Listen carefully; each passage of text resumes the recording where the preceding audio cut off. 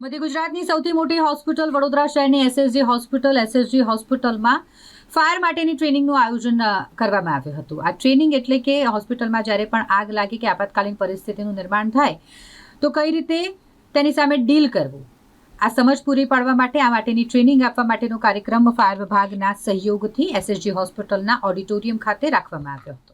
SSG hospital fire ડિપાર્ટમેન્ટના ઉપક્રમે હોસ્પિટલમાં આગ લાગી ત્યારે કેવા પ્રકારની કામગીરી કરવામાં આવે છે તેના વિશે RMO doctor Hitendra Chauhan, medical doctor, nurse, sanitary inspector અને રજસ એન્ટરપ્રાઇઝના સુપરવાઇઝર આ ટ્રેનિંગમાં ઉપસ્થિત રહ્યા. તેઓને ટ્રેનિંગ આપવામાં આવી. વડોદરા ફાયર બ્રિગેડના deputy chief fire officer Amit Kumar Chaudhary ખાસ ઉપસ્થિત રહ્યા. તેમના દ્વારા ટ્રેનિંગ આપવામાં આવી.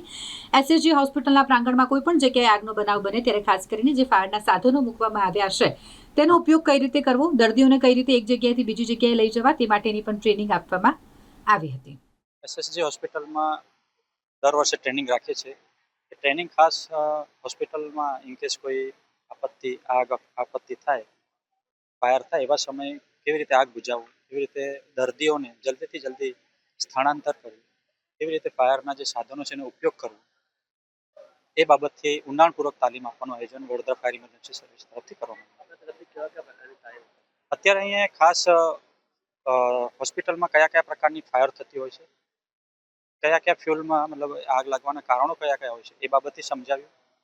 દર્દીઓને સરળતાથી અને વધુમાં વધુ જલ્દીથી સ્થળાંતર કેવી રીતે કરવું એ બાબતથી તાલીમ આપવામાં આવી.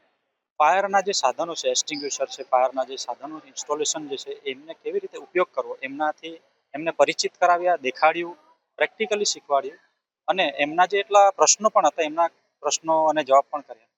એસએસજી હોસ્પિટલના ફાયર ડિપાર્ટમેન્ટ દ્વારા અને વડોદરા મહાનગરપાલિકાના ફાયર ડિપાર્ટમેન્ટના સહયોગથી આજે ડેપ્યુટી ફાયર ઓફિસર દ્વારા એસએસજી હોસ્પિટલના કર્મચારીઓ, જેમાં ફાયર કર્મચારીઓ, ક્લાસ 4 કર્મચારીઓ, sisters, staff nurse, resident doctors, medical officers તથા અન્ય તમામ કર્મચારીઓમાંથી